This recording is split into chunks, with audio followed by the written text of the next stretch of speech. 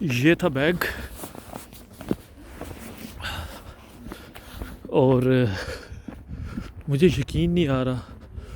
जो सबसे बड़ा मसला था कि मेरा एक ऑफ़िस का लैपटॉप था और एक मेरा पर्सनल लैपटॉप था, तो मैं रुल जाता मतलब।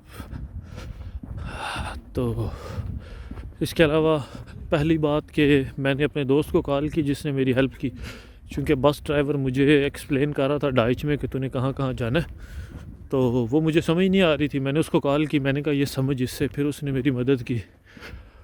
उसको मैंने कॉल की, उसको थैंक्स बोला। और उसके अलावा मैं सिर्फ एक ये कमेंट आखिर पे करता हूँ कि मेरा नहीं ख्याल कि अगर पाकिस्तान में ऐसा होता तो मैं एक्सपेक्ट करता कि मुझे मेरा बैग वापस मिलता।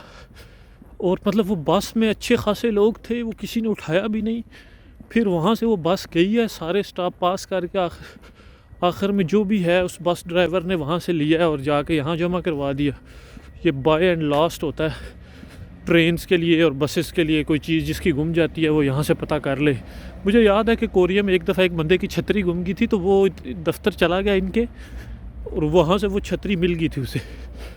तो खैर मैं एक्सपेक्ट बिल्कुल नहीं कर रहा कि अगर पाकिस्तान में ऐसा होता तो मुझे ऐसे बैग मिल जाता, क्योंकि मेरा इसके ऊपर टैग भी कोई नहीं था। सबसे बड़ा मसला ये था। तो खैर अभी मैं टैग भी लगाता हूँ इसके ऊपर कि खुदा तरस बंदा अगर कोई मिल जाए तो। लेकिन हर तरह के लोग होते हैं, ये नहीं है कि पाकिस्तान में अच्छे लोग नहीं होंगे।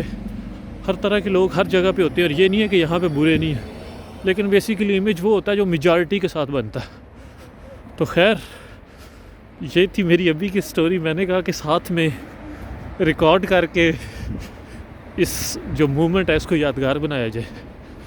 तो अभी मैं हैम्बर्ग में पता नहीं कहाँ कितना दूर आ गया हूँ, लेकिन खैर मुझे अब लैपटॉप बैग मिल गया, मैं वापस जा सकता हूँ। तो अभी मैं ट्रेन वगैरह का ढूंढता हूँ और मैं चलता हूँ।